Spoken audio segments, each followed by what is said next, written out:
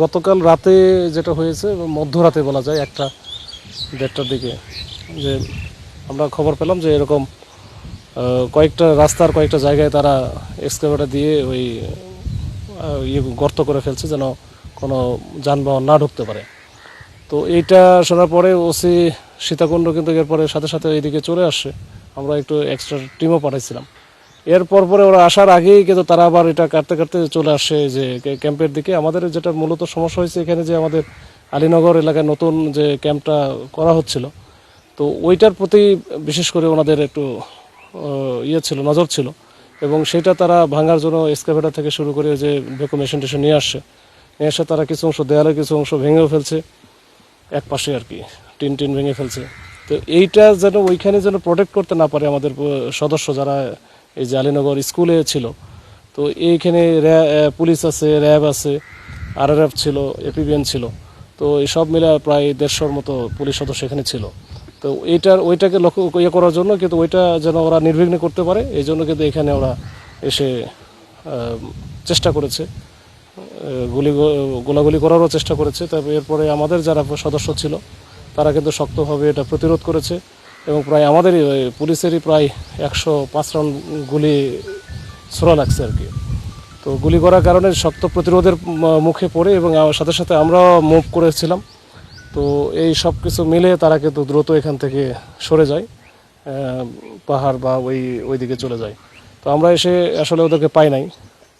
তো কিন্তু ওদের রেখে যাওয়া যে এক্সকাভেটর মেশিন, ভ্যাকুম মেশিন, তারপরে ওই যে ওদের ট্রাক, মোটরসাইকেল 2টা, এগুলো কিন্তু আমরা জব্দ করেছি, এগুলো পেয়েছি।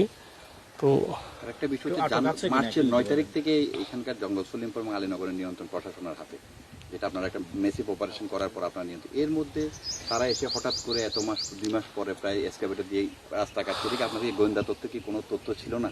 আরেকটা বিষয়, তারা কি কোনো ভারী অ্যামিনিশন ইউজ করেছে বা কোনো আর্মস ইউজ করেছে কিনা? আমরা শুনেছি যে তারা গুলিও করেছে। সেক্ষেত্রে আপনাদের কি মনে হচ্ছে বা আপনারা আসলে বিষয়টা হয়েছে কি, এই জঙ্গল সলিমপুর তো দীর্ঘদিন তাদের নিয়ন্ত্রণে, বা তারা এখানে এই বিভিন্ন ধরনের ব্যবসা করেছে। এখানে বিরাট একটা সাম্রাজ্য এটা বলা যায়। তো এই সাম্রাজ্য, তাদের যে বিরাট একটা ইন্টারেস্টের যে ভাটা পড়েছে বা সেট পড়েছে পুলিশ বা আইন শৃঙ্খলা বাহিনী আসার কারণে, তো এটা তারা একটা মুখিয়ে ছিল যে কোনো সময় তারা এটার ব্যাপারে কোনো কাউন্টার কোনো কিছু করবে। তো ওইটা থেকেই করা, কিন্তু এটা আসলে তার তো টেকার সুযোগ নাই। তখন রাষ্ট্রের ভিতরে রাষ্ট্র বা দেশের ভিতরে দেশ থাকবে, আর আমরা ওই বসে থাকবো? আমরা এখানকার আইন শৃঙ্খলা নিয়ন্ত্রণের জন্য, এই জনপদের শান্তি ফিরে নিয়ে আসার জন্য আমাদের তরফ থেকে আইন শৃঙ্খলা বাহিনী হিসেবে আমাদের যা যা করণীয় আমরা তো করব। হয়তোবা যে মাঝে মাঝে, এটা তো যেহেতু দীর্ঘদিন তাদের নখদর্পণে ছিল বা তাদের সাম্রাজ্য ছিল, এখানে মাঝে মাঝে তাদের একটা অনেক নিয়ন্ত্রণ আছে। এটা একটু সময় লাগবে, it's a matter of time. এরপর ইনশাল্লাহ জিজ্ঞাসাবাদের জন্য আমাদের পুলিশের ওইরকম ক্যাজুয়ালিটি বা কোনো কিছু নাই। এমনি জিজ্ঞাসাবাদের জন্য আমরা এখানকার কিছু লোকজনকে নিয়ে আসা হয়েছে। আমরা কথাবার্তা বলতেছি, যাচাই বাছাই করে যদি মনে হয় যে তারা এর সাথে জড়িত ছিল, তাহলে তো আইনগত ব্যবস্থা নেওয়া হবে, না হলে আমরা ছেড়ে দেবো। স্বরাষ্ট্রমন্ত্রী আসার আগে এটা কি কোনো মেসেজ দেওয়ার চেষ্টা করেছে কিনা, এই যে এখানে যারা নিয়ন্ত্রণ করে তারা? এটা তো ওনারাই বলতে পারবে, তবে আমি আর মনে হয় না এরকম কিছু। এই ঠিক আছে, স্বরাষ্ট্রমন্ত্রীর আগমন কি হ্যাম্পার কি হবে নাকি এখনো পর্যন্ত? এটা তো আমিও বলতে পারবো না, তবে এটা হ্যাম্পার হওয়ার কথা না ইনশাল্লাহ।